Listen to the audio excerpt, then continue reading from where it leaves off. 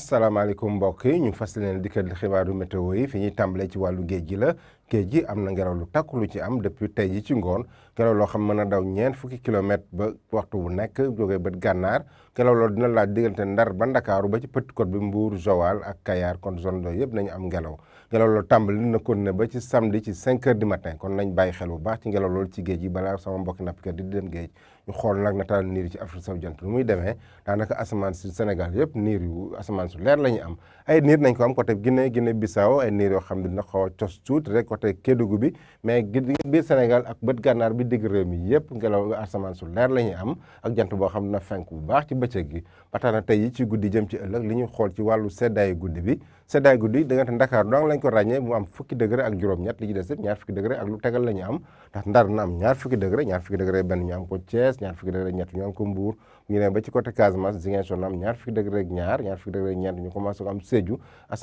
tàngaay bi commencé yokk tuuti ci guddi gi parce que Kolda na am ci guddi gi ñaar fukki degré ak juróom benn ñaar fukki degré ak juróom-ñett ñu am ko fële ca Kaffrine na tàng lool ci guddi gi bu ñu demee ba ci bët gànnaar bi doonte Ndar Podor ba côté Linguère foofu ñaar fukki degré ak ñaar la ñuy am mais tàngaay bi dina gën a fës bu ñu duggee ci ci réew mi parce que diggante Tambacounda ak Kédougou foofu na am ñaar fukki degré ak juróom-ñeent donc tàngaay bi dina fës lool ci bëccëg gi donc guddi googu sax mooy gën a tàng sax wala xoolee Dakar la ñuy am ci bëccëg gi parce que côté Matam ak Bakel foofu ñaar fukki degré juróom-ñaar la ñuy am bu ñu demee ba ci bëccëg gi maanaam bëccëgu àjjuma ñu xool tàngoor bi nu muy tëddee Ndakaaru mooy gën a feex parce que na am ñaar fukki degré juróom benn yooyu sax mooy gën a yées dañuy am ci guddi gi fële ca Kédougou ak Tambacounda mu am ñaar fukki degré juróom-ñeent ci guddi gi bu ñu demee ba ci Thiès ak Mbour fanweeri degré ak ñaar ñu am ko fële ca Thiès tàngaay yi commencé yokk tuuti parce que Mbour fanweeri degré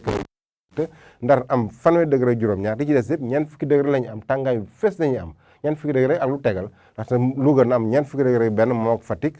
Ziguinchor tamit na am ñeent fukki degré benn ñeent fukki degré ñaar ñu am ko diggante Kaolack ak Sédhiou ñeent fukki degré ñett ñu am ko côté Kaffrine ak Kolda ñeent fukki degré ñeent ñu am ko Tambacounda ak Kédougou bu ñu demee ba ca kaw Bakel na am ñeent fukki degré juróom ak tàngaay bu fees fële ca Matam mu am ñeent fukki degré ak juróom benn ak asamaan sa xam daanaka du am ay niir jant bi day fenk bu baax donc mbokk yi bu ñu ko tënkee à part géej gi nga xam ne ngi fàttali bu baax dina commencé naa yëngu tey ji ci ngoon dina dem ba ci samedi ci 5 heures du matin ngelaw lu takku lay am nañu bàyyi xel bu baax bala ñuy dem géej li gën a fës nag mooy tàngaay bi nga xam ne tar na lool ci degré bi na am ñeent fukki degré juróom benn ci diggante Matam ak côté Linguère donc tàngaay boobu nañ ci bàyyi xel bu baax donc mbokk yi loolu lañu leen di daje ba suba ak jàmm wasalaam